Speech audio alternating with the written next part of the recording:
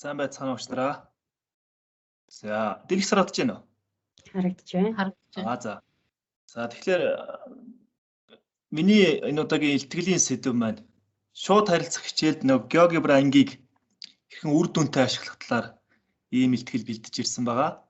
За, тэгэхээр би бол өөрөө бас туршин хэрэгжүүлээд явж байгаа. Тэгэхээр энэ маань нөгөө онлайн сургалт гэдэг маань ерөөдөө яг танхимын сургалтыг бол яагаад гүйцэх байгаа шүү дээ. Тийм учраас аль болох ямар програм хагамж ямар хэрэглэгдэхүүн хэрэгжилж нөгөө танхимын сургалттай ойрхон байдлаар хүүхдэд хүрэх үү те мэдээж нөгөө шууд харилцаж байгаа хичээл маань багш яриад явцдаг. Гэтэл идэвхтэй ганц нэг хүүхдүүд асуулт асуусан болоод за тэгээд ихэнх дийлэх мас маань ерөөдөө идэвхгүй байдалд орчод байгаа учраас бас онлайн сургалтын бас сул тал нь тэр юм болов уу. Тийм учраас бас хүүхдүүдийг нийтэд нь яаж хичээлдээ татан оролцуулах вэ? Яаж тэр сонирхлыг нь өдөөж хичээлдээ оролцуулах вэ гэдэг талаар энэ GeoGebra анги бол маш үр дүнтэй бөгөөд за бас хүүхдүүд илүү ашиглахад хялбар багш бас хичээлийг хэрэглэхэд бэлтгэхэд бас хялбар байдаг үүднээс энийг бас танилцуулъя гэж бодож байна. За тэгэхээр эхлээд ер нь бол GeoGebra ангийг яаж үүсгэх вэ гэж. Тэгэхээр багш болгон өөрсдөө geogebra.org гэх сайтад бүртгэлтэй байх шаардлагатай. За тэгээд энд зүүн дэлгэцээ жоохон томруулах уу? Арай жоохон жижигхэн байна. За ойлголоо шээ.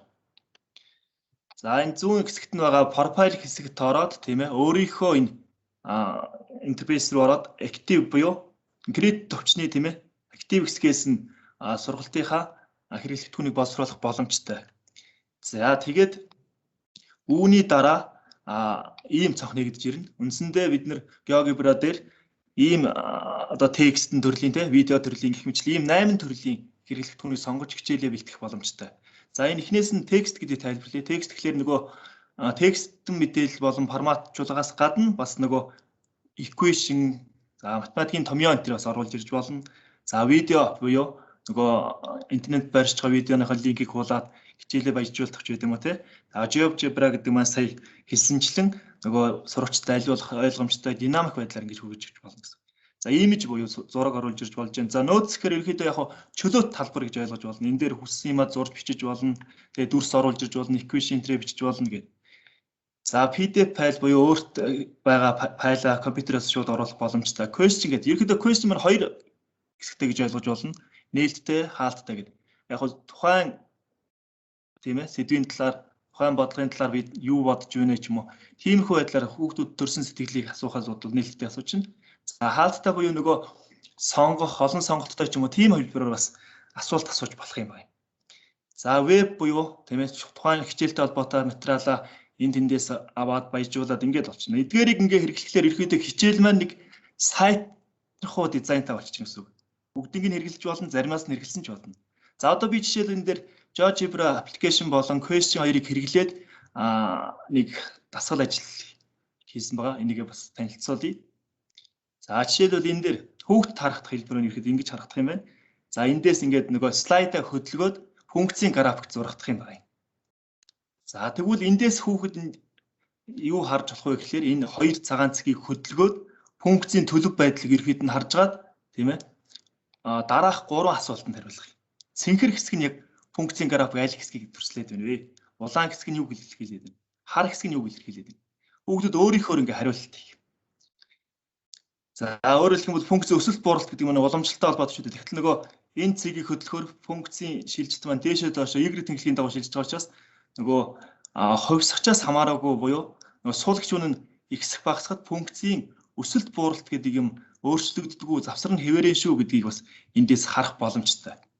За ингээд материалаа бэлдсэн бэлэн болсон тохиолдолд тийм ээ баруун дээдлийнхэн зэксэгт энэ grid class гэдэг төвчөн дээр дарчихлаар за ерөөдөө хүүхдэд яаж хүрэх үү? Тэгээд хүүхдүүдээс яаж хариулт ирэх хэсэг маань ингээд гараад ирчих. За энэ шараар тодруулсан байгаа энэ линкийг хуулж аваад тийм ээ. Тэгээд нөгөө хүүхд ямар байдлаар нөгөө шууд харилцах хичээл маань явж байгаа юм. За одоо жишээлбэл энэ зураг дээр Google Meet байна тийм ээ. Энэ дээр линкээ хуулаад оруулчихж байгаа. Тэгэхээр хүүхдүүд маань шууд энийг линкийг нь хүлээж аваад ямар нэгэн интернет дээр тийм ээ интернет ашиглаж байгаа тийм төхөөрөмжлөөр шууд хэрэглээ авах боломжтой. Ямар нэгэн аккаунт, Gmail те GeoGebra аккаунт ч юм уу тийм шаардлагагүй. Энэ бас шууд даваа тал байгаа. Өөрөөр хэлбэл богино хугацаанд хүүхдэд түргээд ажиллах тийм нөхцөл бүрдэж байна гэсэн үг. За үүний дараа за сурагчдын даалгаврын гүйцэтгэл ерөөхдөө багшид ингэж харагдана.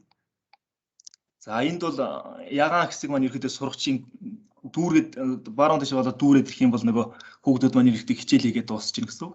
За энэ дутуу байгаа нь бол яг хуу тухайн даалгавраа гүйцэтгээд явж байгаа гэдэг. Шууд багш шууд хараад хянах боломжтой гэсэн. Эндээс. Өөрөөр хэлэх юм бол эндээс бид нар юу харж болох вэ гэхээр хүүхдүүд яг юу хийж байгаа юм тэрийг нь шууд багш өөрөө зэрэг хянаад явж гин гэсэн үг. Нөгөө ихэнх Google Form ч гэдэг юм ийм төрлийн програмууд хүүхдүүд эхлэж нөгөө даалгавраа хийж гүйцэтгэж дуусчаад за боллоо ингээд эцсийн байдлаар гэсэн хувилбараа багш руу сент хийгээд илгээдэг бол харин GeoGebra-гийн гол давуу тал ерөөсөө хүүхд яг тухайн хүүхэд яг юу хийж ийн гэдгийг нэрээр нь ингээд хараад хянаад багш одоо ямар хүүхдүүдээр тусламж хэрэгтэй байна те ямар хүүхэд бодлогоо ойлгохгүй байна. За ямар хүүхэд эсвэл техникийн садлаас болоод ингээд хийж чадахгүй юм ч юм уу тий. Тийш ингээд орж хараад нөгөө багш өөрөө зөвлөн туслаад ингээд цааш явах боломжтой гэсэн эндээс. За тэгээд дараа нь даалгавар маань хийгээд дууссаны дараа даалгавар тус бүр дээр анализ хийж болно. Одоо би жишээлбэл энэ 4 асуулт асуусан учраас за одоо би жишээлбэл энэ 4 даалгаврын хэд хэдэн гүйцэтгэлтэй байна гэдгийг шууд харагдаж байна л да. За жишээлбэл юу гэдэг багш одоо жишээлбэл зарим хүүхдүүд нь дууссан тохиолдолд те дүүрсэн байна. Зарим хүүхдүүд нэг хугацаанд амжихгүй бол те цагаа сунгадах ч байд юм уу. Иймэрхүү байдлаар нөгөө шууд хүүхдүүдийнхээ юуг мэдрээд явчихж байгаа гэсэн үг темпийг нь. За жишээлбэл энэ 2 дугаар асуултан дээр бол хүүхдүүдийн 34 хүүхдээс жишээлбэл 21 хүүхд хариулсан харагдаж байна. За тэгвэл энэ асуулт руу ороод харъя. Тэгэхээр энэ асуултанд хүүхэд тус бүр яаж хариулсан байна гэдгийг багш нар ингээд хараад шууд уншиж болно гэсэн. Хараад уншиж болно. За энэ бол функцийн өсөлтийг илэрхийлж гэнэ өсөж гэнэ гэдэг. За тэгээд зарим нэг ганц нэг хүүхдүүд дээр арай өөр ойлголттой байсан бол тэрийг нь залруулж хэлдэг ч гэдэм юм те. Иймэрхүү маягаар бас шууд харилцах хичээл бол их үр дүнтэй байна гэсэн ийм дүгнэлтэнд очиж байгаа. За бас өөр нэг жишээ үзүүлье. За нэг 8 хэрэгслээсээ би жишээлбэл энэ 4-ийг нь хэрэглээд за ийм их сургалтыг хэрэглэхэд бэлдсэн байна. Одоо жишээлбэл энд 3 функц өгдсөн байна. За энэ 3 функцээс жишээлбэл уламжлалтын нутгийг шууд хүүхэд дээрийн шууд ингээд үзгээр бичиж байна. За 0.1-ийг үржүүлэх нэгэд 2x. Заавал компьютер дээр үс тийм ээ. Тухайл ямар нэгэн интернет холбогдоод хөрөмжлөл энийг хийх бүрэн боломжтой. За ингээд хүүхдүүд ингээд даалгавраа энэ хэсэгт ингээд бичиж уламжлалыг олж байгаа юм. За дараачих нь энэ функцийн график болон уламжлалын график хоёрыг хооронд нь харьцуулсан. За одоо жишээлбэл энэ уламжлалын тухайн цэг дээрх юуг нь харахлаар тийм ээ уламжлалын график болон үндсэн функцийн график хоёр хоорондоо яаж холбогдож байгааг гэдгийг ганц цэг гүйлгээл хүүхдүүд тодорхойлох боломжтой гэсэн үг. За жишээлбэл энэ функцийн тийм ээ уламжлал нь яг тэр функцийн буурчгаа завсарт уламжлалын утга сөрөг байна. За функц өсч эхлэхэд яг тэр зэгээс эхлээд уламжлалын утга эрг болоо явчихд юм байна гэх. Ингээд хүүхдийн өөрөөр хэлэх юм бол дүгнээд хараад явчих болно гэсэн үг. Уламжлалын утга тэгвэл ийм байхад ийм байт юм байна. Функц тэгвэл ингэ тийм байна. За мөн үүнтэй адилхан дээдлийн функц 3 функцээ энд орлуулж өгөөд тийм ээ энэ функцийн утгыг нь өөрчлөөд дээрх функцүүдээс оруулаад өгч болно. За тэгээд 2 3 функцийн график дээр сажихлаар хүүхдүүд ерхийн нэг дүгнэлт гараад ирнэ. За тэр дүгнэлтийн ийм 3 асуултаар асуучих болно. За энэ маань өмнөх асуултаас ядгаатай нь юу гэхээр нөгөө сонгох төрлийн олон сонголттой байсан ч болно, нэг сонголттой байсан ч болно. За ингээд өөрийнхөө зөв гэж бодож байгаа хувилбараа хүүхдүүд дугуйлаад ингээд орхичихно. Ямар нэгэн submit эсвэл багш руу илгээх тийм товч байхгүй. Хүүхдүүдийн гүйцэтгэл шууд багшид харагдаж байгаа гэсэн үг. За одоо тэгэхээр эхний даалгавар маань нөгөө хүүхдүүдээр бичүүлж авах даалгавар байсан тийм ээ. Тэгэхээр үндсэндээ нөгөө хүүхдийн онлайн өөрийнх нь бичдэг дэвтэр онлайнаар шууд багшийн нэг ганц дэлгэцэн дээр л одоо ингээд часаад гараад ирэх нь шүү дээ. За эндээс тэгээд багш харж байгаа. За энэ тий даалгавар жишээлбэл энэ дээр хүүхдүүд энэ дээр бодож чадахгүй байна. За энэ бодлого нь жоохон хүндэтсэн байна. Энийг нь тайлбарлах ч гэдэг юм уу тий. Ингээд мэдрээд өсөх хичээлээ заах бүрэн боломжтой. Маш богино хугацаанд. За нөгөө функцийн графикийн шилжилтийг функцийн графикаа өөрчилж чадсан байна уу тий. Нөгөө цэгүүдээ гүйлгэж уламжлалын графикийг зурж чадсан байна уу гэдгийг. За мөн саяны нөгөө сүүлийн асуулт маань бид нөгөө сонгох төрлийн асуулт байсан учраас бид нэр хариултыг нь харахтаа багахан диаграмаар харчиж болно. Маш богино хугацаанд.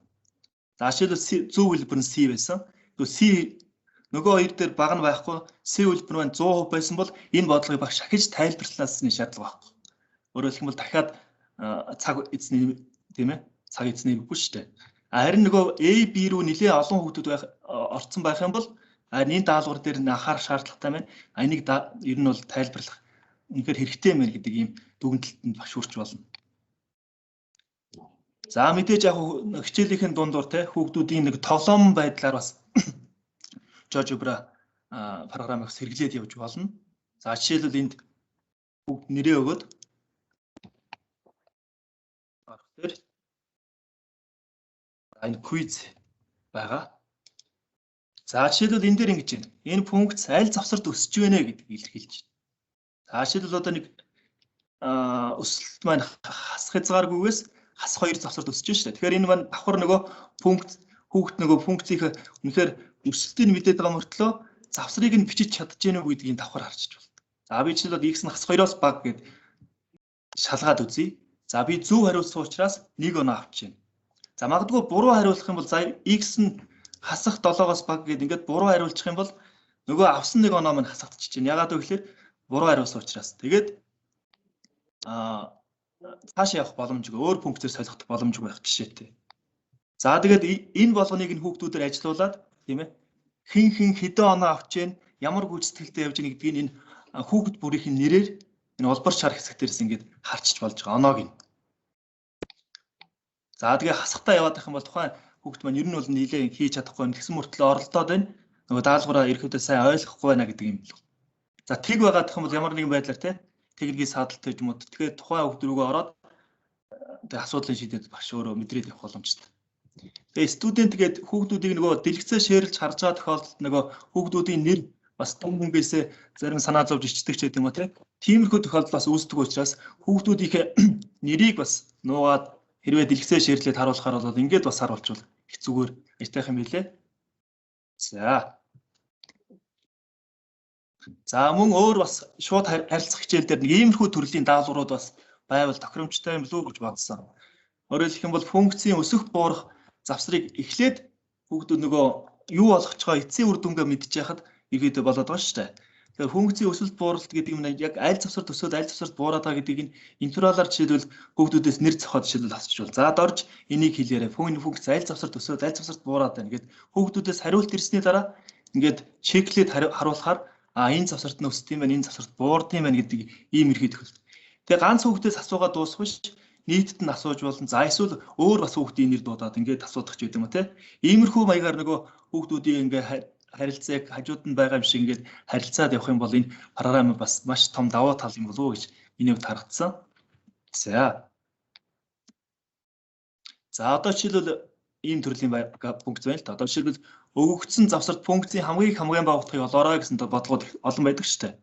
Тэгэхээр эхлээд тэр бодлогыг бодоол баахан уламжлал аваад тэгштгэл бодоол за тэгэл захын үзүүрийн цэгүүдэд хорлуулаад ийм бах үйлдэл хийж яхаар эхлээд бид нөгөө функцийн хамгийн бага утгыг олно гэдэг маань эцсийн үр дүн нэг ийм болох гэдэг шүү гэдгийг ингээ харуулчих юм бол бас нөгөө юу хийж байгаагаа ойлгоцсон хүмүүс маань цаашдаа өөрсдөө юм мэдээд бас хийгээ явчих болов гэдэг үүднээс ийм харуулж байгаа. Жишээлбэл энэ А Б гэдэг өгөгдсөн улаан завсарт тийм ээ функцийн хамгийн бага утгаар албаар боллоо гэж бодъё.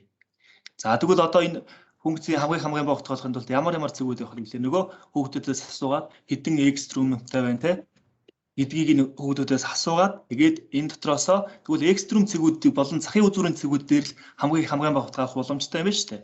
Тэгвэл энэ хамгийн бага утгаар эндээ гарч ирд юм байна гэх. Хэлбэл энэ функц дээр хамгийн их утга маань 6 хавцаа гарч ирж шүү дээ. За дараачих нь хамгийн бага утга нь энэ хасах нэг дээр гарч ирж байна. За тэгэл завсрынхаа урт өргөнийг өөрчлөхөд яаж юм те функцийн хамгийн бага утга нь яаж өөрчлөгдөж байна. За функцийн графикийг өөрчлөөд үзвэл яаж ийм гэдэг иймэрхүү динамик буюу нөгөө гарт баригдаж байгаа юм шиг ингээд илэрхийлэхлээр хүүхдэд хүрэх ойлгох нь арай дөхөм юм лөө. Өөрөөр хэлбэл баг нөгөө самбарт хэд дахин арчид зурдаг график маань нэг өснө ингээд захимж шилжээд ирэхлээр маш богино хугацаанд хүүхдэд хүргэх боломжтой юм лөө гэдэг ийм байдлаар дүгнжил болохоор байна.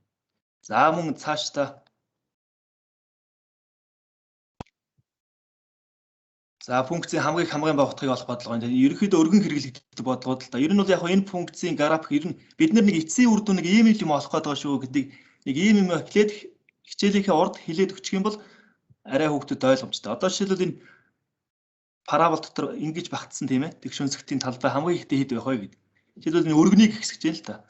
Ихэнх хүүхдүүд юу гэж боддог гэхээр өргөнийг ихсэх тусам талбай ихсээд байна л гэж боддог. Гэтэл өргөн нэг ихсэх талбай ихсэж байгаа мөртлөө хэсэг яваад энэ тооноос цаашаа ингэж буураад явчих тийм шүү гэдэг имийг хүүхдэд хэлээд өгчих юм бол энийг бид нар нэг ийм юм болох гэдэг юм биш үү гэдэг ерөнхийд үр дүнд хүрч болохоор байна. За үүний дараа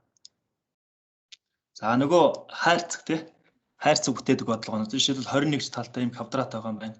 За квадратынхаа дөрвөн булангаас нь ингээд квадрат хайчилж байгаа ийм тэгшинс параллел пивот бүтээж байна л та. За энэ тэгшинс параллел пивотын эзлэхүүн хамгийн их байхын тулд за энэ дөрвөн булангаас нь ямар хэмжээний талтай квадрат тасалж авах вэ гэх мэтчлэн. Иймэрхүү төрлийн бодлогууд дээр их хэрэгтэй юм билээ. За ингээд жишээлбэл одоо хүүхдээ жишээлбэл энэ цэгийг хөдөлгөөд нөгөө яах вэ? Аль ямархуу хэмжээний талтай квадрат тасалж авахаас шалтгаалаад эзлэхүүн нь өсөж яваад цаашаа явах уу? Бүр том хэмжээний талбайтай квадрат тасалаад авчих юм бол цаашаа ингээд буураад явчих жишээтэй. Ягаад гэвэл суурийн талбай нь багасаад өндөр нь ихсээ явчих гэсэн үг шүү дээ, тийм ээ. Тий. Эдгээрийн хамаарлыг ерөөдөө харуулхад их хэвтэйхэн байна. Тэгээд дээрээс нэмээд тэр сорил тестүүдтэйгээ ингээд ажиллаад явхад бол хүүхдүүдийн итгэх оролцоо болон сонирхол нь бол нэлээд дээшилж байгааг бол анзаарсан байгаа. За тэгээд ер нь бол яг эндээс дүгнээд хэлэхэд геогебра ангийг хэрэглэсний ер нь давуу тал шууд хичээл дээр хэлсний давуу тал нь юу вэ гэхээр за багш сурагчдад ашиглаад хамгийн их ойлгомжтой энгийн гэж ойлгож байна. Багш бүх материалаа өөрөө бэлтгэх албагүй. GeoGebra.org гэх сайтаас хэрвээ тийм ээ нөгөө түлхүүр рүүгээ зөв хийж хайж чадах юм бол материалууд бол хангалттай их байгаа тухайн хичээлтэй холбоотой. За тэрийг шууд аваад ашиглах бүрэн боломжтой. За тэгээд хүүхдүүдэд ойлгомжтой бүхэн багш нарт ч гэсэн нэг хэрэглээд үзчих юм бол нэг тийм хэцүү юм бол байхгүй. Google Form дээр бид нөгөө шалгалт энэ төр бэлддэг шүү дээ. Яг тэрнтэй ерэн төстэй ойролцоо гэж ойлгож болно. За дараагийнх нь за сурагчдын нууцлалыг хангах боломжтой. Өөрөөр хэлэх юм бол сурагчдын дүнг сая харуулсан тийм ээ. Нэрсийг нь ингээд нуугаад өгчөж болж байна. За мөн нэрсийг нууцж байгаа учраас нэг авсан оноо хэнийх нь авсан оноо тодорхой биш болох зэрэг энэ бас зүгээр. За багш сурагчдын оролцоог нэгэн зэрэг хянах боломжтой. Сурагчдын оролцоог нэгэн зэрэг бүр хянах боломжтой. Энэ бол маш том давуу тал. Өөрөөр хэлбэл сурагчдын хийгээд дуусч байгаа эцсийн үр дүн чухал биш. Яг тэр явц дундаа ямар үйлдэл хийж яах гэдгийг багш шууд хянаад явах боломжтой гэсэн. За сурагчдыг идэвхтэй оролцуулах. За сорил шалгалт авах. За мөн энийг сорил шалгалт гэдэг нь нөгөө багш эхлэх тийм ээ. Эрхээ өөрөө нээж өгдөг. За мөн даалгавар гүйцэтгээ дуусах хугацааг бас багш өөрөө даалгавраа өөрөө хаачдаг учраас бас энэ хооронд хугацаанд сорил эсвэл шалгалт авах гэдэг юм уу тийм. Иймэрхүү маягаар авч болно. Одоо жишээлбэл юу гэдэг гэрийн даалгавраа өгчөөд маргааш нь яг гэрийн даалгаврынхаа биелэлтийг хянахын тулд даалгавар дотроос нэг бодлого ч юм уу эсвэл төстэй бодлогыг бодоод шалгалт. Ер нь гэрийн даалгаврыг иймэрхүү янзтай хийжтэй гэдгийг нь маш богино хугацаанд графикаар ингээ харуулчихж байгаа байхгүй юу? За энэ бас давуу тал байна. За маш түргэн онцлох боломжтой байгаа. За багш заавал өөрөө хэрэглэгдэхүүн бэлтгэх албагүй. Өөрөөр хэлбэл түрүүний хэлсэнчлэн бэлэн материал бол маш хангалттай олон байгаа. За тэгээд сүүлийнх нь болохоос ганц математикийн хичээлд чиглэлгүйгээр байгалийн ухааны хичээлүүд дээр хэрэглэдэг. Манайх жишээлбэл физикийн багш нар бол нэлээд хэрэглэдэг. За мөн бага ангийн багш нар тэрж байтугай бүр хэлний төрлийн хичээлүүд дээр ч хэрэглэх бүрэн боломжтой гэдэг. Ийм давуу талуудыг эндээс олж харлаа. За тэгээд эцэст нь ингээд өөрийнхөө хийсэн ээлжид хичээлийг бичлэгийг хөтөлбөрийн хамт оруулж байна. За миний илтгэл ерөөхдөө энэ үрээ дуусж байна. За тэгээ анхаарал тавин сонссон та бүхэндээ баярлалаа.